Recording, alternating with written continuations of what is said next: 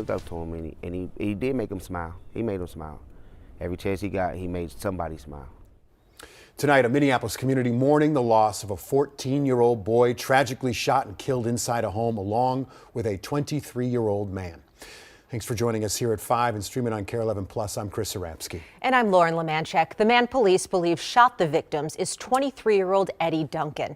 And today we learned he was released from jail just hours before that shooting. That shooting happened about 3:30 yesterday afternoon along Irving Avenue North in the Camden neighborhood. The suspect ran from the scene and was then found near the IHOP in Brooklyn Center waving a gun.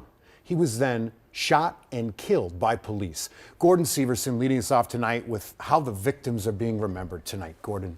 Yeah, in the neighborhood last night, I saw several neighbors and community members in tears when they heard a 23-year-old man and a 14-year-old boy were shot and killed. Many of the parents are now preparing to tell their kids about what happened because they say this 14-year-old boy was very close with a lot of the younger kids in the neighborhood.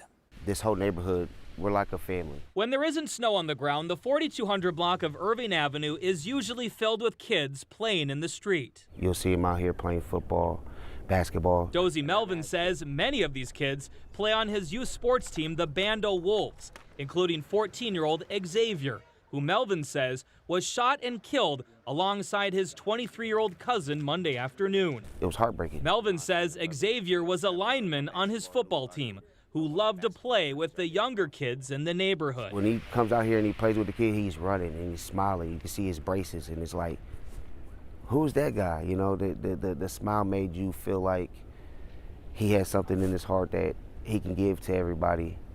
It was just too early for him. Court records and sources have identified the shooter as 23-year-old Eddie Duncan.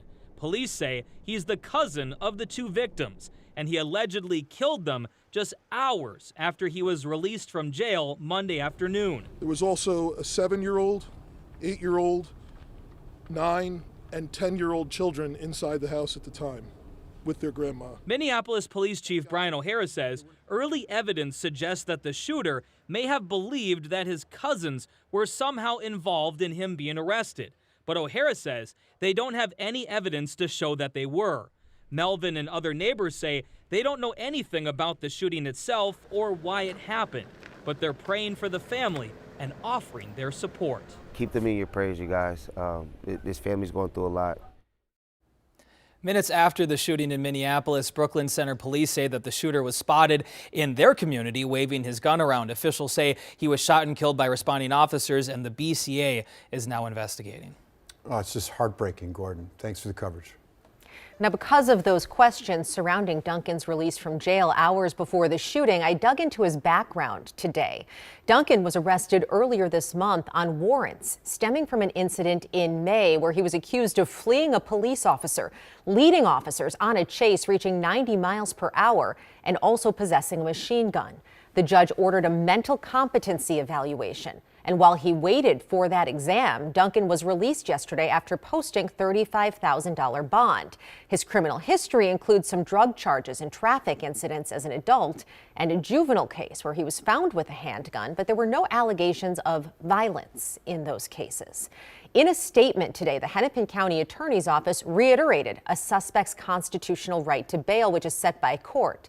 That office says it noted a public safety risk in Duncan's case and asked the judge to set Duncan's bail higher than normal, which the judge did.